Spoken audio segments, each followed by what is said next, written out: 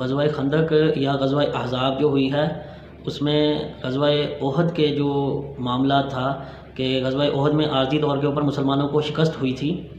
تو وہ شکست جو ہے بعد میں اللہ کے پیغمبر محمد رسول اللہ صلی اللہ علیہ وسلم نے صحابہ کرام کو جمع کر لیا اور جو ہے وہ مشرکین مکہ جو ہے وہاں سے چلے گئے تھے، تو اس کی وجہ سے مسلمانوں سے کوئی خاص جو ہے وہ فتح جو ہے نا وہ حاصل نہیں کر سکے تھے، فیصلہ کن جو ہے فتح ان کو نہیں ملی تھی، جس کی وجہ سے انہوں نے جو ہے پھر ایک جنگ کی تیاری شروع کر دی جانے کے بعد۔ تو ان کو زیادہ بھڑکانے میں جو ہے یہودیوں کا ایک قبیلہ ہے بنو نذیر، جن کو اللہ کے رسول صلی اللہ علیہ وسلم نے مدینے سے نکال دیا تھا، تو کیونکہ وہ مدینے میں رہ کر مسلمانوں کے خلاف جو ہے وہ سازشیں کرتے تھے، تو میثاق مدینہ جو اللہ کے پیغمبر نے کیا تھا اس کی جو ہے وہ پاسداری نہیں کرتے تھے، تو اس لیے اللہ کے رسول صلی اللہ علیہ وسلم نے ان کو مدینہ سے نکال دیا تھا۔ تو یہ اپنی جگہ کو واپس لینے کے لیے جو ہے کچھ حربے کرنا چاہتے تھے، اور ان کے ذہن میں یہ تھا کہ ان کی ٹکر، مسلمانوں کی ٹکر اگر قریش سے ہو جائے اور قریش جو ہے وہ مسلمانوں کے ساتھ جو شکست دے کر مسلمانوں سے وہ ہمارے چھینے ہوئے ہمیں علاقے بھی مل جائیں گے اور اس طرح مسلمانوں کا بھی خاتمہ ہو جائے گا۔ تو جو یہودی تھے وہ مسلمانوں کے بہت زیادہ خلاف تھے،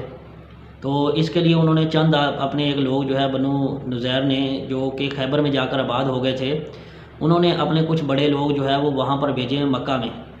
اور ابو سفیان سے بولا ہے کہ ہم آپ کا ساتھ دیں گے اگر آپ محمد رسول اللہ صلی اللہ علیہ وسلم کے خلاف جنگ کرو، کہ ہمارا جو دشمن ہے وہ سیم ہے، یعنی کہ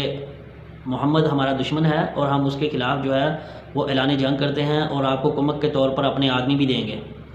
تو اس طرح انہوں نے باقی قبیلوں کو بھی جو ہے وہ جا کر اکٹھا کرنا شروع کر دیا اس جنگ کے لیے،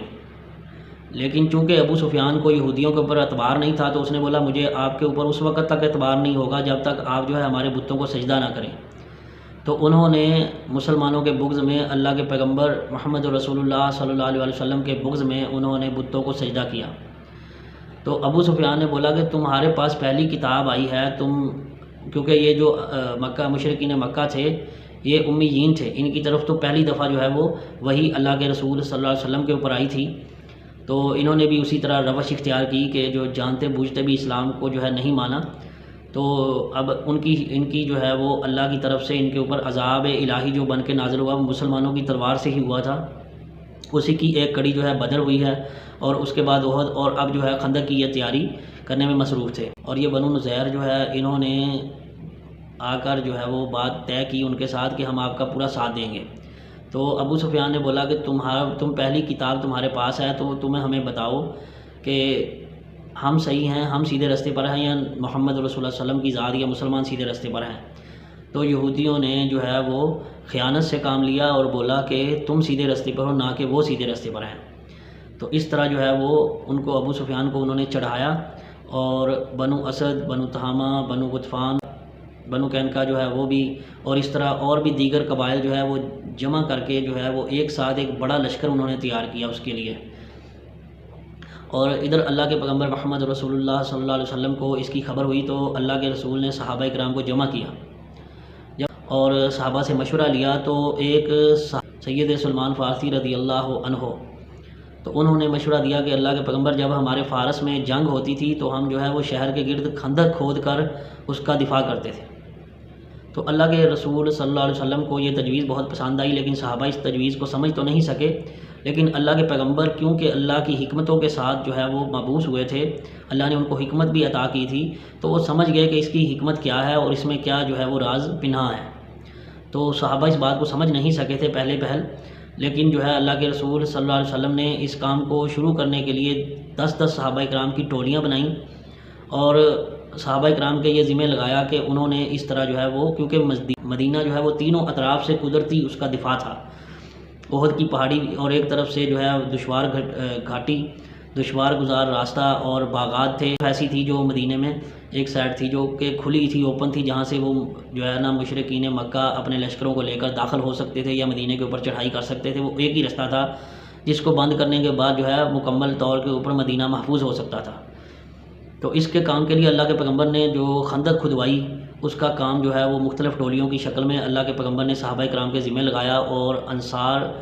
اور مہاجرین صحابہ کے لیے رات دن جو ہے انہوں نے محنت شروع کر دی، اور بھوک اور سردی کے دن تھے، اور بھوک بھی جو ہے انہوں نے بہت برداشت کی، اور اس کا ایک واقعہ بھی اللہ کے رسول صلی اللہ علیہ وسلم کا اس میں ملتا ہے، ایک اللہ کے پیغمبر کا معجزہ بھی اس میں جو ہے وہ بیان کیا ہے۔ بخاری و مسلم دونوں میں یہ احادیث مبارکہ موجود ہے، مشکوٰۃ المصابیح میں بھی یہ جو ہے وہ معجزہ اللہ کے پیغمبر کا حضرت جابر رضی اللہ عنہ کہتے ہیں کہ ہمارے گھر میں کہ اللہ کے رسول صلی اللہ علیہ وسلم کو میں نے دیکھا کہ بہت بھوک لگی ہوئی ہے، اور اللہ کے رسول صلی اللہ علیہ وسلم میں نے گھر میں آ کر پوچھا کہ مجھے یہ بتاؤ، اپنی بیوی سے پوچھا کہ گھر میں کیا ہے، تو انہوں نے بولا کہ انہوں نے ایک تھیلی نکالی اور اس میں تھوڑے جو تھے، تو انہوں نے جو ہے وہ نکالے، ان کو پیسا، اور بکری جو ہے اس کو، بکری کا ایک بچہ جو ہے ان کے پاس تھا، انہوں نے اس کو ذبح کیا، اور اللہ کے رسول صلی اللہ علیہ وسلم کو دعوت پہ میں نے بلایا، اور میں نے کہا کہ اللہ کے پیغمبر ہمارے پاس چند لوگوں کا کھانا ہے اور آپ تشریف لائیے۔ تو اللہ کے پیغمبر نے کہا کہ جب تک میں نہ آؤں آٹے کو جو ہے وہ گوندنا نہیں ہے، اور جب تک میں نہ آؤں تو ہنڈی جو ہے وہ اوپر نہیں رکھنی، ہنڈیا کو اوپر نہیں رکھنا، چولہے کے اوپر نہیں رکھنا جب تک میں نہ آؤں۔ تو اللہ کے پیغمبر تشریف لے گئے اور آپ نے اپنا لعاب دہن آٹے میں شامل کیا، اور اس طرح ہنڈیا میں بھی اللہ کے پیغمبر نے دعا فرمائی کہ یا اللہ اس میں برکت عطا فرما، اور تمام صحابہ کرام کو لے کر جو ہے وہ حضرت جابر رضی اللہ عنہ کے ہاں گئے، اور تمام صحابہ کو کھانا کھلایا گیا، اور حضرت جابر رضی اللہ عنہ کہتے ہیں اللہ کی قسم ہم اس دن 1000 سے زیادہ تھے، اور ہم نے سب نے سیر ہو کر کھانا کھایا، اور اس کے باوجود بھی جو ہے وہ کھانا ہمارا بچ گیا، روٹی بھی اور سالن دونوں چیزیں جو ہے وہ ہمارے پاس بچ گئی۔ تو یہ اللہ کے پیغمبر کا ایک بہت بڑا معجزہ تھا، اور اس طرح جو ہے وہ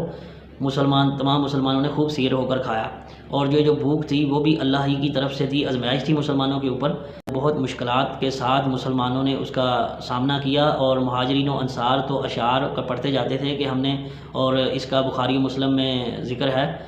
مشکوٰۃ المصابیح میں ان اشعار کا ذکر ہے کہ انصار صحابہ جو ہیں اور مہاجرین صحابہ کرام جو ہے وہ اشعار پڑھتے تھے اور خندق کھودتے تھے، اور کہتے تھے کہ ہم نے محمد رسول اللہ صلی اللہ علیہ وسلم کے ہاتھ پر بیعت کی ہے، تو ہم جب تک ہماری جسموں میں جان ہے ہم اس وقت تک جنگ کرتے رہیں گے۔ تو اللہ کے پیغمبر جب ان کے جواب میں یہ کہتے تھے کہ یا اللہ مہاجرین و انصار کے لیے جو ہے وہ برکتیں عطا فرما، تو اللہ کے پیغمبر نے ان کے لیے برکت کی دعا کی تھی، اور اس طرح جو ہے وہ مہاجرین اور انصار نے مل کر جو ہے یہ خندق کھودی، اور اللہ کے پیغمبر محمد رسول اللہ صلی اللہ علیہ وسلم نے اطمینان کا اظہار کیا، اور خندق جو ہے وہ اس کا کام جلد از جلد مکمل کر لیا گیا، اور صحابہ کرام اس کام کے لیے جٹے رہے، اور صحابہ کرام نے پوری محنت اور مشقت کے ساتھ جو ہے وہ اس کو کھودا تھا۔ تو ادھر جو بنو نذیر کے یہودی قبائل تھے انہوں نے اور سازشیں کر کے جو اتنا بڑا لشکر تیار ہوا تھا، یہ کم و بیش 10,000 کا لشکر تیار ہوا تھا، اور وہ ادھر سے روانہ ہوا، اور ادھر سے اللہ کے پیغمبر نے بھی اپنے جو ہے حفاظتی انتظامات مکمل کر لیے تھے، اور اس کا ذکر قرآن میں کچھ اس طرح ہے، سورۃ الاحزاب میں ہی ہے، آیت نمبر 9، اعوذ باللہ من الشیطان الرجیم بسم اللہ الرحمن الرحیم یا ایہا الذین آمنوا اذکروا نعمت اللہ علیکم اذ جاءتکم جنود فارسلنا علیہم ریحا وجنودا لم تروها وکان اللہ بما تعملون بصیر۔ اے ایمان والو، اللہ تعالیٰ نے جو تم پر احسان کیا اس کو یاد کرو، جبکہ تمہارے مقابلے کو فوجوں پر فوجیں آئی تھیں، جبکہ تمہارے مقابلے کے لیے فوجوں کی فوجیں جو ہے وہ تمہارے اوپر چڑھ آئی تھیں، تو ہم نے اس دن تیز اور تند آندھی جو ہے وہ چلائی تھی، اور ایسے لشکر بھیجے تھے جن کو تم نے نہیں دیکھا تھا، اور جو کچھ تم کرتے ہو اللہ سب کچھ دیکھ رہا ہے۔ یعنی جو ہے مشکوٰۃ المصابیح میں حدیث موجود ہے کہ اللہ کے رسول صلی اللہ علیہ وسلم نے یہ دعا کی تھی کہ یا اللہ جو ہے، کیونکہ صحابہ کرام بہت بھوک سے 24 تقریباً کم و بیش جو ہے وہ 24 دن کا جو ہے انہوں نے محاصرہ کیا تھا مدینے کا، تو اس کے بعد صحابہ نے اللہ کے رسول صلی اللہ علیہ وسلم کے سامنے بولا تھا کہ اے اللہ کے پیغمبر ہمارے جو ہے وہ کلیجے بھی منہ کو آ گئے ہیں، تو ہمارے لیے دعا کریں، تو پھر یہ دعا کی